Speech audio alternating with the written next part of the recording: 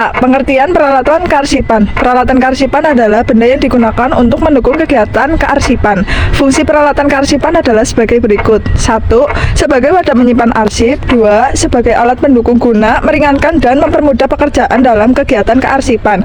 3. Sebagai alat pendukung arsip dari kerusakan sehingga dapat disimpan dan digunakan dalam jangka waktu yang lama. 1. Pengertian horizontal. Penyimpanan arsip dan dokumen dengan posisi mendatar atau horizontal atau menumpuk satu sama lain.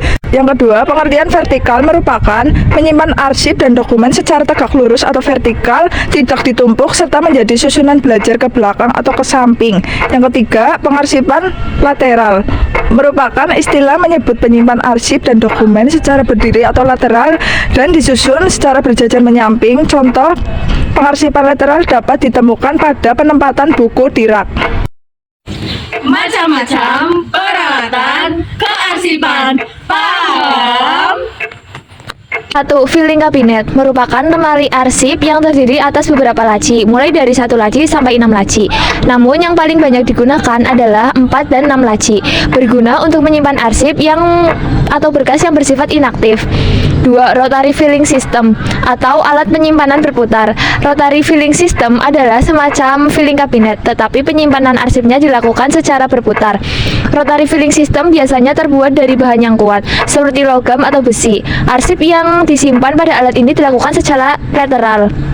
3. Lemari arsip merupakan lemari tempat penyimpanan berbagai dokumen yang berbentuk arsip. Lemari ini dapat terbuat dari kayu atau besi yang dilengkapi dengan pintu. Penyusunan arsip dapat dilakukan dengan cara berdiri menyamping atau lateral, dengan arsip dimasukkan terlebih dahulu ke dalam ordner. Yang keempat adalah rak arsip, merupakan lemari tanpa pintu, tempat penyimpanan arsip yang disusun secara lateral atau menyamping. Arsip-arsip yang akan disimpan di rak harus dimasukkan ke ordner atau kotak arsip terlebih dahulu. Biasanya rak arsip terbuat dari kayu atau besi. Map arsip. Map arsip merupakan tempat lipatan yang terbuat dari karton atau kertas tebal atau plastik yang digunakan untuk menyimpan arsip atau surat-surat. Map dibagi menjadi beberapa macam map, yaitu sebagai berikut. Yang pertama ada map folio. Map folio merupakan map yang memiliki daun penutup pada setiap sisinya. Daun penutup ini berfungsi untuk memopang surat yang ada di dalamnya agar tidak berceceran atau berantakan. Map Snellhector. Map Snellhector adalah jenis map yang mempunyai penjepit pada bagian tengah map.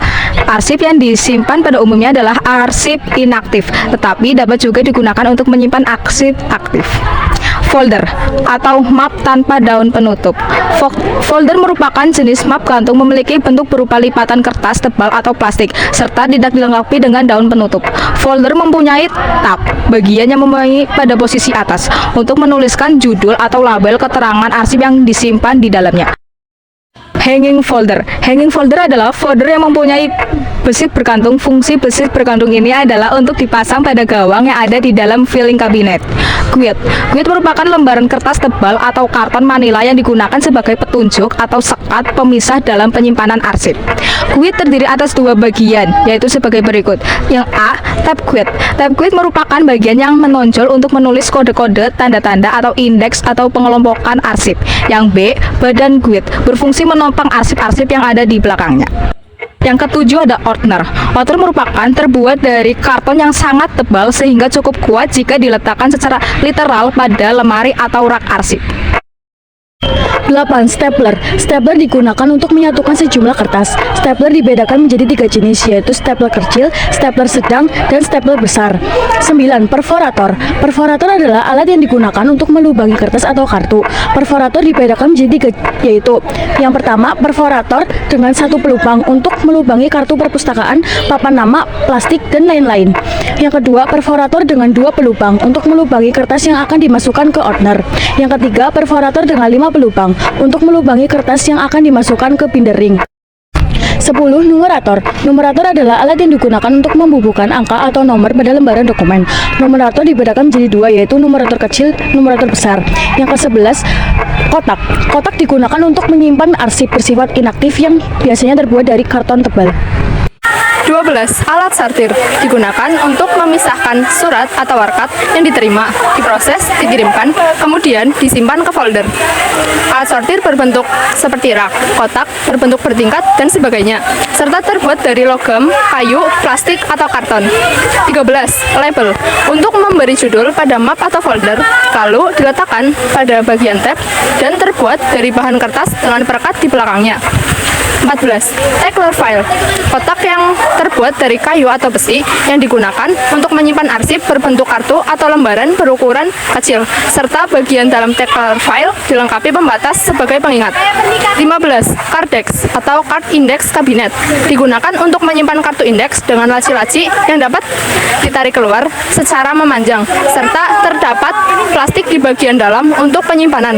Cardex terbuat dari besi baja atau kayu dan tumpukan laci sebanyak 8-15 buah.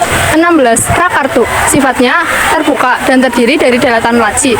Kartu-kartu disusun secara vertikal dan biasanya rak kartu terbuat dari kayu. 17. Alat penyimpanan khusus, digunakan untuk menyimpan arsip dalam bentuk non-lembaran, misalnya data dan file komputer berupa flash disk, cakram CD, atau kaset. Biasanya terbuat dari logam dan plastik. Pemilihan alat kearsipan. Berikut kriteria pemilihan alat kearsipan. Yang pertama, penyesuaian ukuran arsip. Pilih alat sesuai bentuk dan ukuran arsip. Yang kedua, perlindungan arsip. Pastikan alat menjaga keamanan arsip, terutama yang bersifat rahasia. Yang ketiga, pertumbuhan arsip. Alat harus mampu mengakomodasi pertambahan arsip. Yang keempat, kemudahan akses. Memudahkan pengambilan dan pengembalian arsip. Yang kelima, penyesuaian dengan ruang, sesuai dengan luas dan kemungkinan perluasan ruang. Yang keenam, bentuk organisasi, sesuaikan dengan kebutuhan organisasi. Yang ketujuh, tingkat perlindungan. Alat harus menawarkan perlindungan dari ancaman fisik. Dan yang terakhir, yang kedelapan, biaya. Harus sesuai dengan anggaran untuk pembelian dan pemeliharaan.